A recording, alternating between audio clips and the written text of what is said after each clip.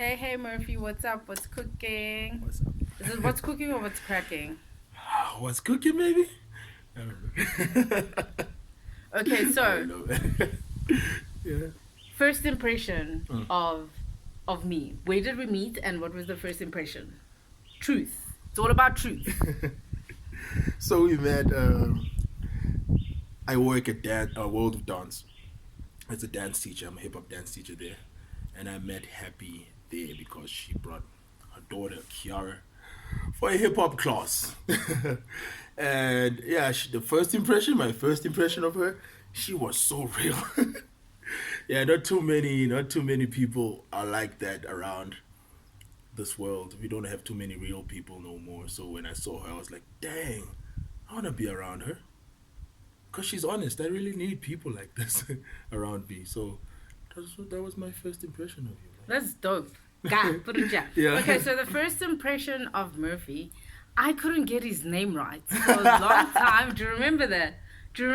Yeah. I called you like all kinds of names. I was like, I know Some of his them didn't name. even have, it was like Kevin. I was like, what? Yo, for a long time, I was like, he's got a weird name for a black brother. I know it's some English name, like some. And I was like, Right. I just did. If I had known Eddie Murphy, Right. I knew it was like on that kind of like tiff and stuff. So, Right. but first impression of you, so my daughter came for contemporary, and you were teaching hip hop. So I'd always see. First of all, I didn't notice you, and I'm gonna be deep about this. Yeah. I chose not to notice you, because it's deeper than that. It's spiritual. So yo, this is gonna be like cut deep. All right. So I think I spoke to your queen for a while, for a long time, and I was digging her, I was feeling her. I was like, no, she's cool, and because she also worked at the dance school that you were at and stuff. And then all I remember is that there was like a tall nigga there, and then immediately I was like, hey, Negro, I ain't gonna entertain anything right about now. You know what I'm saying? But it's just that's just how I am, and obviously, you know, I'm married, and then I'm also very spiritual. So that's me. I tend to block anything that is of male. It doesn't matter. It's got nothing to do with maybe am I weak or anything like that. It's got nothing to do with that. It's just that what am I doing? What are you looking at? I mean, what exactly? Why am I even trying to like be this person into this person's space? You know. So usually what I do is that especially when it comes to male, I tend to not see them. I choose not to see them. You know. So for a while I was like not paying attention, and I got comfortable to speaking to your queen, and then my daughter had to do hip hop, so I was forced to speak to the brother. And then I was like, no man, these. So I felt comfortable because, you know, I know his queen, and then another thing that they were also spiritual or godly people, you know. So I was like, okay, this is meant to be, and we just flowed from there because we took a long time to talk. Right. I mean, I didn't just start talking to you. Do you remember that? I didn't know you were doing. You were not even looking at me.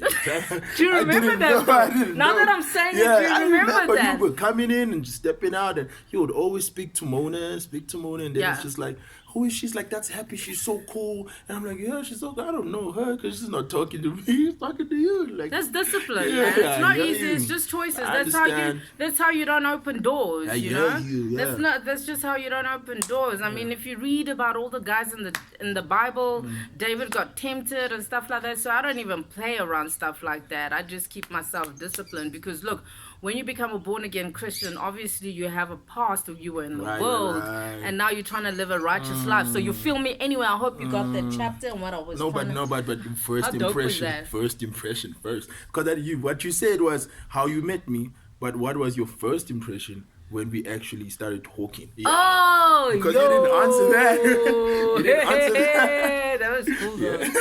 You remembered. Hey, I was trying to skip that one. No, we gonna get back. First impression, I thought, okay, it's gonna sound whack, but I thought you reminded me a bit of 50 Cent. 50 Cent! Manny I Man. remember that because you Manny voiced it out. Man. I remember you voicing that out. Like, oh, you look like 50 Cent. I'm like, no, I It don't sounds know. whack though, but yeah. Yeah. But I don't want to tap into that as well because I Yeah, started having that like, exactly. Manny Man. Yeah. And I was like, no, Happy, you're not there anymore. Let's go back. Let's go. Jehovah Yeah. is his Praise name. Praise God, man. Started trying to start reminiscing, you know what I mean? Okay, this is dope. This is dope. All right, all right. So, what do you think of tribalism? I think it brings up about division. Do you get the term tribalism? I do. Okay. But Okay. I think it brings about division in the black culture. I feel it's the reason why there's a lot of things happening that do not promote black people uniting. That's what I feel. That's what I feel about tribalism. I feel there's an incident that's happening now in South Africa that I feel is caused by tribalism. It's xenophobic attacks. The reason why that is because people in South Africa feel like they belong. They belong here. They feel like they own something. They feel like okay.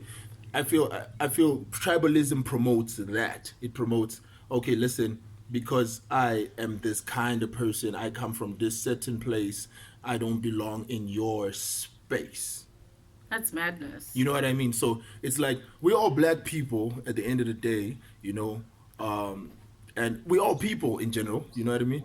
And I feel like in the black society, I feel like that primarily is bringing about division in our society. Like it's hectic. Why is it that my question is why division when we better together?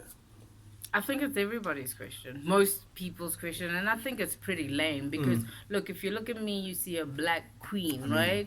And if I look at this brother right here, I see a black king, right? At the end of the day, we are all God's children, right? True. Sorry, we it's not about black, white, Indian, or whatever. We're just more specific about our color because for a long time we've been oppressed. So I think it's only we have the right to only have this kind of freedom of speech, Right. but it's not from a racist point of view. It's Right. just like really taking authority Right. and knowing your identity and who you Right. are in Christ as a black individual. Right. Okay? Right. It's not about, we're not dividing any race or anything here. Right. We just want to get that clear. Right. It's just that it's about time now we start speaking and not speaking from a point of anger or feel entitled that something's owed to us and just speak our truth Right. and try Right. try and live in our identity. Right. Without sugarcoating anything, That's what's up. Right. So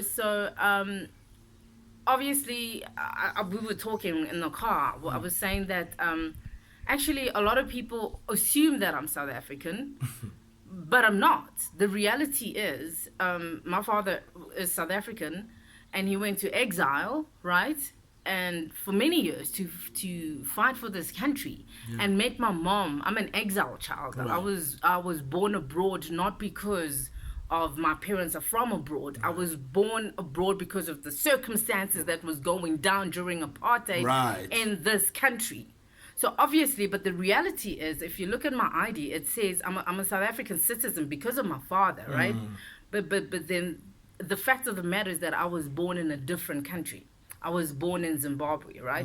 So if I had to just tell you, without me telling you my background or my history, and you'd ask me a one direct question, let's say we're going through this xenophobia stuff, right? And you're like, where were you born? And I'm like, Zimbabwe. Immediately now, this person deserves to get burned. Yeah. I mean, that Like, doesn't without make even- sense.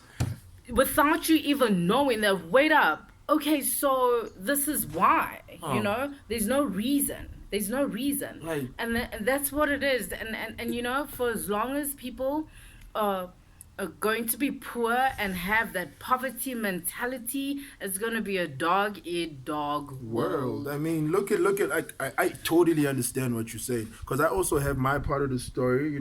I was born and raised in South Africa, but my parents are not from here. Born and raised. My parents are from Angola. They came in 93, right? To look for a better life. So the same way with what Happy just said now. She said the parents came all the way from South Africa to Zimbabwe at Yeah. the time Yeah. because things were not going well this side, so they were trying to find a better place to raise their kids. It's normal as a parent to find a place to look for a better place for your kids to be raised. You know what I mean? Same thing with my parents. That's what they did. At the time, Angola was going through a civil war, so they were looking for a peaceful place to raise kids. South Africa was that place. And we got here, they got here like 93, gave birth to me and my two little brothers, born and raised in South Africa. But I was not taken as a South African citizen because my parents are not from here. That's crazy. That doesn't make sense. Why? Because I don't know Angola. I've never been there. All I know is South Africa. Born and raised here. If I'm not a South African citizen and I don't know Angola, then who am I? Yeah. According to you. Yeah, no, for sure. And you have every right to just vent like that, because at the end of the day, first of all, we're not even supposed to be having, Africa's not supposed to be having borders. That's what I'm talking about when I say tribalism is bringing about division, I feel. Yeah. But you know what, if we dig deep into this, also with if you look at the Indian community, right, depending on skin, if you darker, then they put you in a box. If you fairer, then you classified to be put in a box. If you're from a certain area, then, people just have a way of just putting people in boxes. Also... It doesn't make sense, listen here, Happy, right? There was one time I heard... There was there was some guy, that's a friend of mine, who was telling me the story that apparently a long time ago. First before that, I read kind of like a text, right, on Facebook speaking about talking about when people got here. So everybody's foreign to this country. Yeah, except that's like another topic on its own. You see what I mean? About that, You see what I mean? If we're gonna go get deeper into this foreign thing, nobody here, is actually supposed to be here. Zulus, Tswanas. Apparently, the Boers got here before the Zulus did. Okay. That's what I heard. Yeah. And another thing I heard is I'm half Angolian and I'm half Congolese. But in both Angola and DRC, right, there's this one one culture, right? That both these people share. So both these countries share, and it's called Bakongo, right? In Angola we've got Bakongos, in DRC we've got Bakongos. I'm Bakongo from Angola. Yeah. But these are two different countries. Yeah. In that tribe, apparently, according to history, right, came a lot of African people because this king was ruling over the white oppressors at the time. No, that's insane. So many of them. A bunch of these black people, or one of these tribes that were part of these Bakongos, were the Zulus. That's crazy, dude. So what? We won. We are one. We are one. Just get it through your thick skull that we are one. We are one. Stop that. And another reality, just to give you an example that I've picked up here as well. For example, people were like, "Oh, wow, you're from Zim." I'm like, "Yeah, I was born there, but I grew up here." And they're like, "Okay, immediately, are you Shona or are you in Ndebele?" What does that even matter? The minute I'm Shona, it's like, "Oh, big hugs, yeah, family." The minute you're in Ndebele, is like, no, then they divide you. Tribalism. Again, I grew up in Pretoria, right? And there's also another difference. It's like, no, Nagita Pitori. There's a way that Pretoria names speak, that they lingo compared